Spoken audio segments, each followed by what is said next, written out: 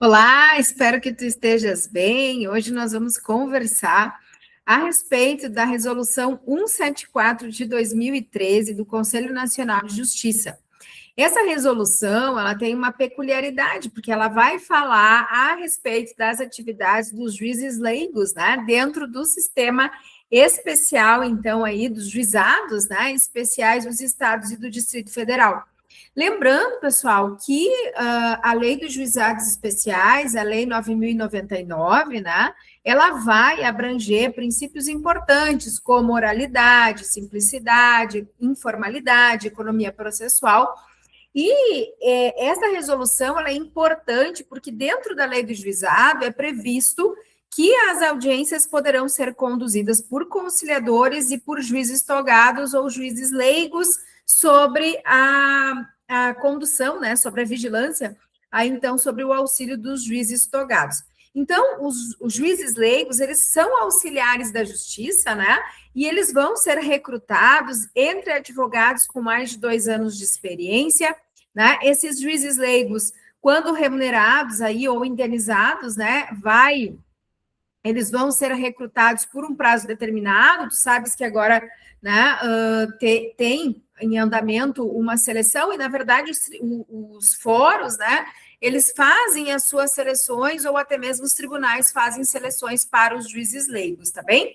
A prova para juiz leigo, ela é uma prova que é feita através de um processo seletivo, né? Então, esse processo seletivo ele é público, de provas e títulos, tá bem? Podendo ter critérios objetivos, subjetivos, prova de parecer, né? O parecer é aquela decisão que o juiz leigo que acompanhou o processo vai escrever, vai desenvolver aí, que depois vai ser analisada pelo juiz togado e vai ser homologada ou não, podendo vir para correções, tá bem?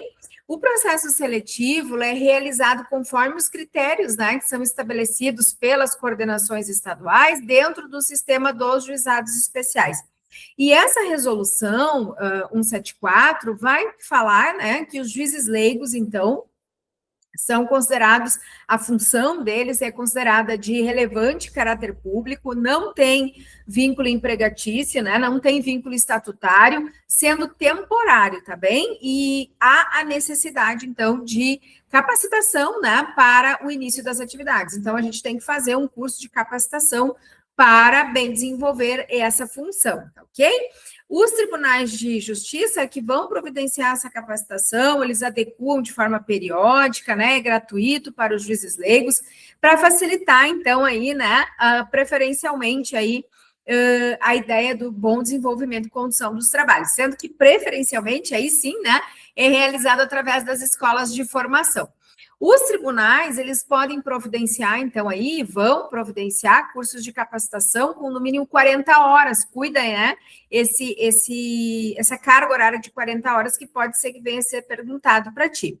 Os juízes leigos, então, se sujeitam ao código de ética, né, não podem exercer a advocacia no sistema dos juizados especiais da comarca, né, enquanto está desempenhando as suas funções, ok? E os juízes leigos atuantes em juizados de vara pública, eles ficam impedidos também, da fazenda pública, né? Ficam impedidos de advogar em todo o sistema nacional dos juizados especiais da fazenda pública. Então, vamos lá.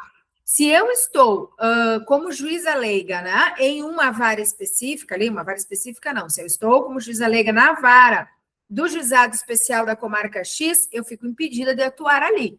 Porém, essa resolução, né, 174, vai dizer que quando o juiz leigo é atuante no juizado especial da Fazenda Pública, ele fica impedido de advogar em todo o sistema nacional dos juizados especiais da Fazenda Pública. Isso é bastante importante, tá bem? A lotação dos juízes leigos guarda proporção conforme o número, né, aí de feitos, de processos distribuídos em cada unidade judiciária. A remuneração é feita através dos atos homologados, né? Ou seja, dos projetos de sentença ou acordos celebrados entre as partes. Então, quer dizer que os juízes leigos podem fazer acordos? Podem e devem, né? Diante do princípio da celeridade, então, aí, né? E da economia processual, né? A busca pela efetividade, no mínimo, né? Razoável de duração do processo, tá ok? A remuneração não pode ultrapassar o maior cargo, então, cartorário de terceiro grau, é o que vai dizer aqui. Então, a gente, se vai cair numa prova, a gente tem que guardar, né? Que mais? Não são computadas, então, para a remuneração, né? As homologações de sentença de extinção de processo, por ausência de autor, por desistência, né? Por embargo de declaração, ok? Então, isso tem que ficar claro para ti. Ao juiz togado, pessoal, e à coordenação do sistema dos juizados, cabe, então, disciplinar, avaliar os juízes leigos, né? Conforme, então, o bom funcionamento, estimular a melhoria da continuidade dos serviços, visando o bom desenvolvimento do sistema dos juizados, tá bem? E o juiz leigo, ele vai ficar subordinado às orientações e ao entendimento jurídico do juiz togado, conforme eu te falei lá inicialmente, tá certo? O juiz leigo tem o prazo de 10 dias a contar do encerramento da instrução para apresentar o projeto de sentença, né, que só poderá ser colocado nos autos e disponibilizado, né, aí para publicação depois que for homologado. Não esquece desse prazo de 10 dias, porque se tu já atua nos juizados, talvez a dinâmica do juizado onde tu está seja um pouco diferente. Então, é bom que tu entenda que pela resolução 174 então, aí 10 dias o prazo máximo após a finalização, então, aí da instrução, tá ok?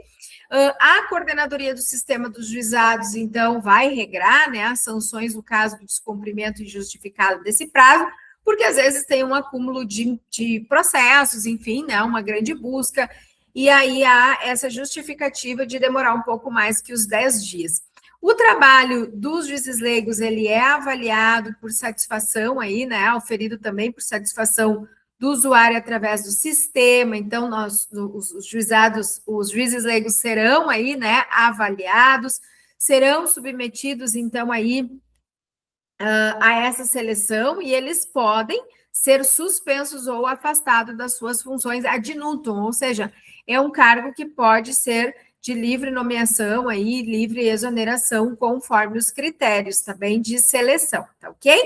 É vedado aos tribunais, pela essa resolução, né, estabelecer uma política de remuneração de conciliadores, né, se não contarem com juízes leigos aí, então, recrutados, né, e isso é importante. Em relação à ideia dessa resolução ainda, pessoal, né? Então, os juízes leigos, eles têm o dever de buscar a boa resolução do conflito, com qualidade, acessibilidade, né? Transparência, respeito às partes, respeito à dignidade das pessoas, e sempre buscando a prioridade na tentativa da resolução amigável do litígio. Tanto que o primeiro ensejo é tentar o acordo e a resolução daquele processo, daquele problema. São deveres do juiz leigo zelar, então, aí pela dignidade da justiça, velar pela sua honra, pela reputação pessoal, né? E agir com lealdade e boa-fé, abster-se de captação de clientela no exercício da função de juiz leigo, né? Então, tem que ter as funções muito bem separadas, não pode vincular uma coisa com a outra, respeitar o horário marcado para as sessões, né? Informar as partes sobre o início das sessões, explicar, né, e organizar aí as audiências de instrução e julgamento, né, na condição de auxiliar da justiça, sempre subordinado ao juiz togado, informar as partes de forma clara, precisa e imparcial os riscos e as consequências de uma demanda judicial, até mesmo se prolongar, informar as vítimas com clareza, né, a possibilidade de uma intervenção no processo, de reparar danos, e também, pessoal, dispor sempre de tratamento igualitário entre as partes, independente de condição social, cultural, material ou qualquer outra situação, ok? Sempre buscando o equilíbrio aí entre as partes, principalmente no tratamento com o processo, né, no ensejo processual. Abster-se de fazer pré-julgamento de causa, preservar o segredo de justiça, né, guardar absoluta reserva e segredo profissional em relação aos processos e aos dados em relação à função que está exercendo, e subordinar-se sempre ao entendimento jurídico do juiz togado, tá bem? Tem o dever também, os juízes leigos, né, de fundamentar os seus projetos de sentença com uma linguagem que respeite a questão técnica, facilite a compreensão, né, seja clara, objetiva, né, e ainda não seja uma linguagem rebuscada que possa tornar inviável a interpretação e a compreensão daquele parecer. Estão sujeitos os juízes leigos ainda, né, aos mesmos motivos aí dos impedimentos e da suspeição dos juízes togados, então parentes, amigos íntimos, né? Tem essas ressalvas lá no Código de Processo Civil, se depois tu quiser que eu traga esse assunto, né, dos impedimentos e das suspeições, a gente também pode tratar num próximo vídeo, ok? O descumprimento das normas da Resolução 174 vão resultar na suspensão ou até mesmo no afastamento do juiz leigo, que fica impedido, então, de atuar como auxiliar da justiça em qualquer outra unidade do sistema dos juizados especiais. Descumprindo os deveres, né, pode ser representado por qualquer pessoa perante o juiz togado ou a coordenação especial dos juizados. Então, né, essa é a resolução 174 de 2013, que é um conteúdo aí, então, obrigatório, principalmente para os processos seletivos de juiz leigo, né, aí que estão acontecendo. Eu espero que tu tenha conseguido compreender. Qualquer coisa estou à disposição, se puder, nos segue lá no Instagram, @professora Karina Artêncio, se inscreve no nosso canal, até uma próxima, tchau, tchau.